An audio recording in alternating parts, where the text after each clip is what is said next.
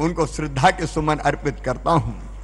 पूजे न गए शहीद तो फिर ये मंत्र कौन अपनाएगा, तोपों के मुंह से कौन कर छातियां अपनी अड़ाएगा। वीरों की पूजा अगर नहीं हुई तो वीरता बांझ हो जाएगी। ऐसे अमर शहीदों को दोनों हाथ जोड़ के शीश झुका के हम नमन करते हैं, प्रणाम करते हैं। और आज सचमुच में बुंदेलखंड के लिए आजादी के बाद और उसके पहले भी इतनी बड़ी सौगात कभी नहीं मिली। आप कल्पना कीजिए, सूखे से परेशान बुंदेलखंड, अरे सिंचाई की बात तो छोड़ दें, भूपेंद्र जी बता रहे थे सिंचाई की जितनी भी व्यवस्थाएं हुई, मुझे कहते हुए गर्व है अगर की तो भारतीय जनता पार्टी की सरकार ने की। कांग्रेस ने तो 50 साल में कभी ध्यान ही नहीं दिया। बताओ सही बात है कि नहीं? अरे जोर से बताओ सही है कि नहीं? लेकिन इस योजना से तो सचमुच में चमत्कार हो गया। यह बात सही है कि बुंदेलखंड की धरती में यहां के मेहनती किसानों को केवल एक चीज हो जाए, खेतों में ढंग से पानी आ जाए, तो मैं पूरे विश्वास के साथ कहता हूं पंजाब हरियाणा नहीं, ये बुंदेलखंडी किसान दुनिया के किसी भी राज्य को मात कर देंगे।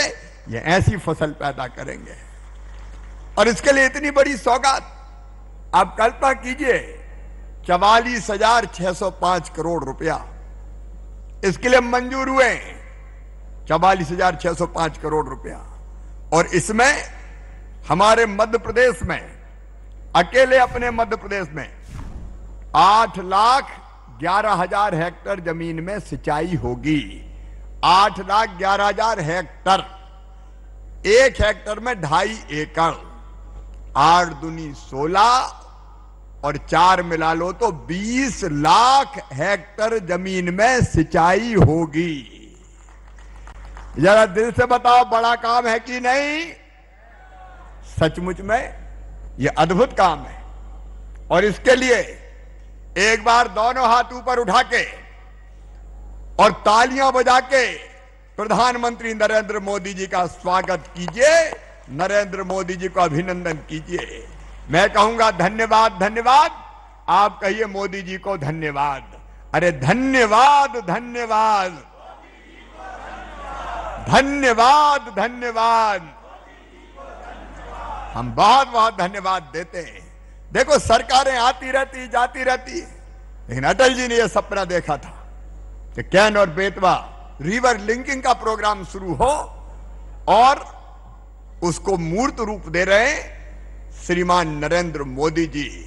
अब मेरी कोशिश ये थी हमारी कि मध्य प्रदेश को ज्यादा से ज्यादा पानी मिल जाए, और इसलिए थोड़ी बहुत तो लड़ाई भड़ाई चली हमारी वहां, लेकिन उसके बाद फिर दोनों राज्यों में योगी जी और मैं साथ बैठे और हमने बैठ के हमको मिलेगा 8,11,000 हेक्टेयर में पानी, उत्तर प्रदेश को मिलेगा 2,51,000 हेक्टेयर में पानी, और सुनो 62 लाख लोगों को पीने का पानी मिलेगा। 62 लाख लोगों को।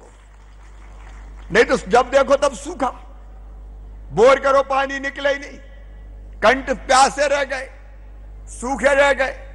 और अब मुझे कहते हुए खुशी है कि हमने आज बताना चाहता हूं मैं बुंदेलखंड वासियों को भी, केवल सागर को नहीं, क्योंकि आज तो गांव का कार्यक्रम नहीं, शहरी कार्यक्रम है हमारा। गांव में आचार संहिता लगी है। अब कांग्रेस के लोगों को चुनाव से ही दिक्कत है, कोर्ट में जा रहे हैं, अदालत में जा रहे हैं, मत होने दो चुनाव, मत होने दो चुनाव। अरे बताओ पंचायत के चुनाव होना चाहिए कि नहीं? अरे जोर से बताओ होना चाहिए कि नहीं? अब मैदान में लड़ते नहीं, अदालत में चले जाते हैं।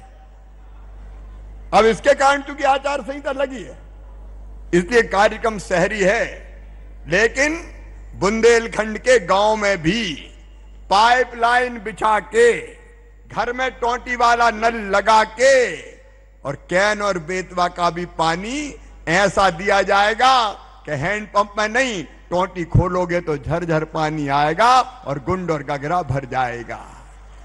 सचमुच में यह अद्भुत काम है और इसके लिए धन्यवाद का सर नहीं छोड़ेंगे हम इस काम को ढंग से पूरा करने में। एक बात और मैं अपने बहनों और भाइयों को कहना चाहता हूं, कोविड की तीसरी लहर आने वाली है, आ सकती है।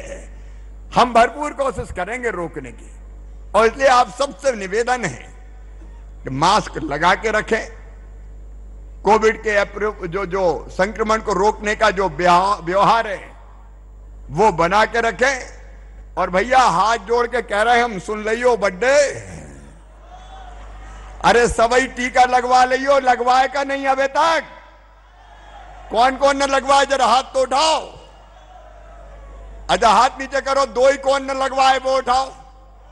दो ही लग गए। सागर में कितने % लोगों को लगे कलेक्टर बताए? 89। भैया 89 हो गए और 95 पे पहुंचा दो यार। अरे कोविड को चक्कर ही खत्म करो। पैसे हम मेडिकल कॉलेज देखे आए, कितने बिस्तर चाहिए, ऑक्सीजन लगी है कि नहीं है, वेंटिलेटर, कंसंट्रेटर। लेकिन बताओ कोई को वेंटिलेटर लगना चाहिए क्या? नहीं लगना चाहिए। इसलिए वेंटिलेटर नहीं भैया, टीका ही लगवा लो रे। टीका ही लगवाओ, खेल खत्म करो।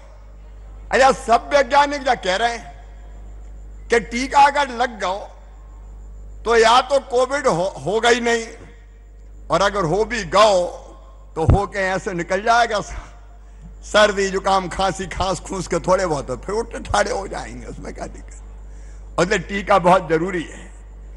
मेरे बहनों और भाइयों, सागर मैं आज गर्व के साथ कहता हूं कि जिसको केवल कभी कस्बा कहा जाता था, हमने ये तय किया है कि बुंदेलखंड के इस केंद्र को, अत्यंत प्राचीन और ऐतिहासिक शहर सागर को, इंदौर से पीछे किसी भी कीमत पर नहीं रहने देंगे, नहीं रहने देंगे। हमारे विधायक जी कई बातें बता रहे थे, आप कौन कौन से काम स्वीकृत हुए। जो काम स्वीकृत है वो ही पता रहे। भैया पता है तुम्हें 1000 करोड़ रुपए के काम होना है सागर शहर में? कितने के?